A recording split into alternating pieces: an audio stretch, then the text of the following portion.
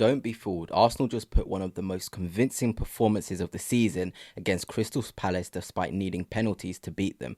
We'll be discussing the performance and what this means for Arsenal going forward.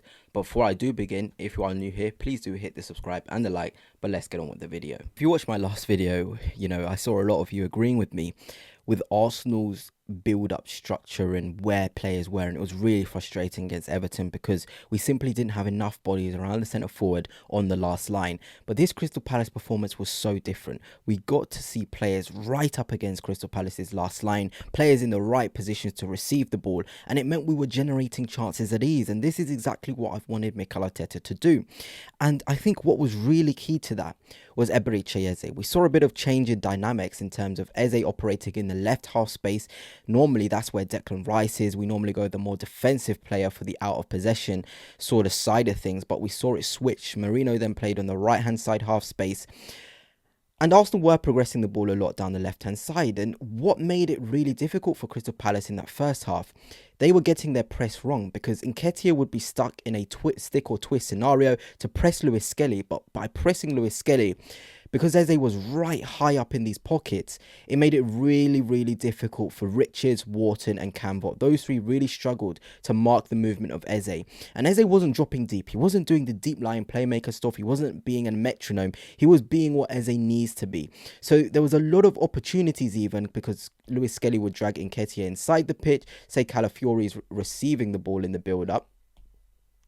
There was a lot of opportunities for this ball into this space here because Wharton, Camvot, Richards, Nketiah were struggling with the movement. And that's what happens when you have players operating high.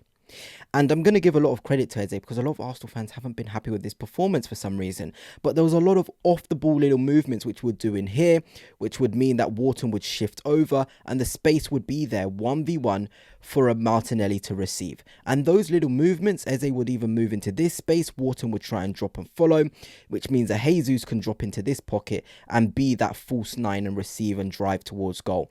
So there was a lot of freedom, there was a lot of movement, there was a lot of players getting into positions to influence the play on the last line. That was absolutely what we wanted to see. None of this stuff where Eze is dropping in there. Of course, you've got Miles Lewis Skelly and Nketiah in there. Then look, it makes the job of Wharton easier, Lacroix easier, Lerma easier, because they have no man to mark specifically. By dropping deeper, it leaves the Palace players with no one to mark, meaning they can press a lot easier. And yes, in the second half, they got better at it. They started to recognise the little movements of Eze and Jesus, and that's why the game became more even. But initially, what made it so good for Arsenal was players were high in the pockets, high in these spaces, and the Palace players had more players to mark. It's not a hard concept. It's just a concept of putting your attacking thinking players in areas and pockets to receive. And Calafiori had a brilliant performance in terms of ball playing to find these balls here. And the movements of Miles Lewis Skelly to come inside so that wide ball is then on. It was absolutely brilliant. And that is exactly what I want to be seeing from an Arsenal side of things. And even on the right-hand side, we made it easier in terms of Timber operating high on the last line, and you almost had a Timber, Eze, Martinelli, Jesus and Madueke right up against Palace's back five. It meant none of them were free, because what happened in the Emirates game this season is Palace had freedom in that back five because no one was occupying each centre half, but we went man v man in the attacking phases, which meant it was a game for your Marinos and your Norgards, who had a great game, and your Lewis Skellys as well receiving.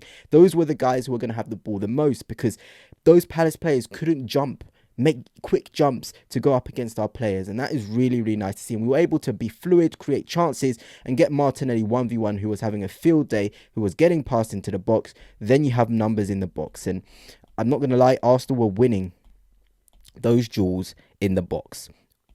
Palace would flood the box, but we'd have too many, whether it was Timber in the backstep, Merino, Jesus, Eze, even Madueke coming in here as well. Arsenal were outnumbering Palace because they already had the players sitting on the back five. So once we progressed the ball, we were in a phenomenal position to score because we had the players in the box at the right times, in the right moments. And that is really important. Now let's get on to the proper examples from the game. And here we go. This is exactly what I mean. Eze, look at the position where he is in the pocket of space, it means a hard stick or twist scenario. Nketiah is worried about Miles Lewis-Skelly. I should probably give that a jagged line for Palace. He's worried about Miles Lewis-Skelly. Wharton is already thinking about three things. He's thinking, can I apply pressure? Can I rest on Gabriel Jesus, who's the Arsenal number 9, who's in this space? Should I go there? Or should I focus on Eberechi Eze, who's here in the pocket of space? And you ask those questions by simply leaving your creative players to be high up. It forces the Palace players to make decisions, and sometimes they get it right, but most of the times in that first half they were getting their jumps incorrect, and it's because Arsenal were leaving players in the high spaces. It was genuinely really good, and in this instance, when you've got a player like Calafiori who's so good on the ball, he can make those passes. And as we progress this, that's exactly what happens. And you have Eze now receiving in a position to turn towards goal. And I do think about an Eze who's sharper, an Eze who's fitter, because Eze gets better as seasons go on. He'll receive and turn and he's right up against the back line. In this one, his touch is a bit scruffy. I understand. If you look at Eze's past season, he always gets better as the season goes on. As he clicks, if he's able to have this free roam in this left-hand side 8 position, he'll collect those later on in the season and drive and be a threat. And we already know Martinelli's occupying the wide space, so it means players like Mitchell are stuck. Do I press Eze? Do I go towards Martinelli, who's in a position to receive? Do I leave my fullback 1v1 or wingback Canvot 1v1? That was what was happening. And it's just by having players in those pockets. And it's just not Eze. You've got Eze in there. You've got Jesus in there. You've got Marino. Look, we're almost effectively saying to Palace, we'll go man for man on your front line. We've got players who are able to find our movements in the pockets, and there's nothing you can do about it. And that's why we created chances at such ease. I've gone a bit too forward. Here's another example. Ricardo Calafiori this time on the ball. He's a carrier. That's the difference between Calafiori and you know, when we have a different left centre half like Nketiah. Calafiori has that adventurous style to drive into the space. He can do it. And exactly what I've been saying, when you have players who are in these positions, it's exceptional because they can drop in and make it harder. And Nketiah had a really tough game in terms of knowing when should I press, when should I drop in. He was really, really struggling. Even Wharton, even Mateta, they were getting their jumps incorrect. And that's because Arsenal were being brave on the last line. And we were being vertical. You know, people say, why are Arsenal not vertical? Why don't we use the middle of the pitch? Well, you play profiles who are used to operating in those areas will do so. Gyökeres won't have the same vertical effect as a Jesus. Eze will have more of a vertical effect to a Martinelli, to a Declan Rice in there. That is just how it is. These are just how these players are in terms of where they're best. We can move this on a little bit.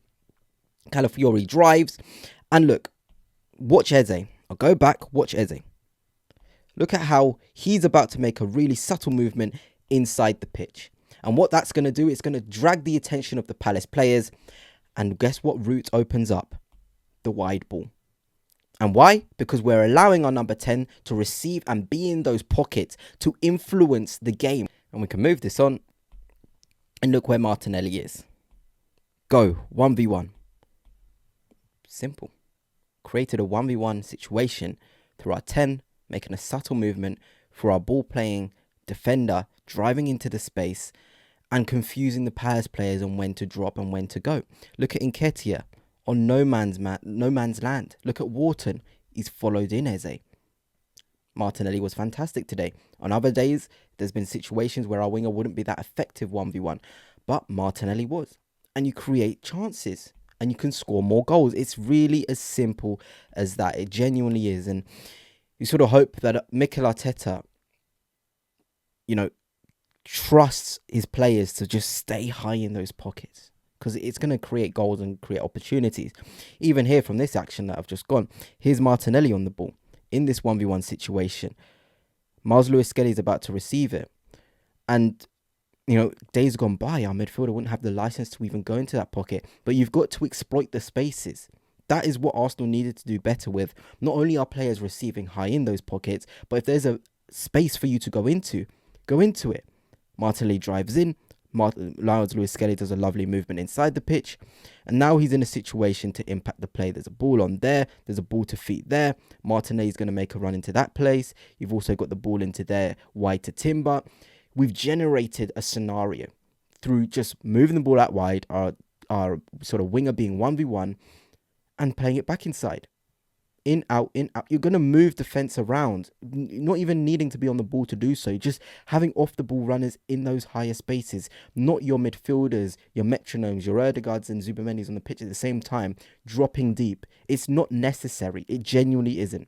But anyway, goodness, that's it for now. Hope you have enjoyed. And on to next time. Peace.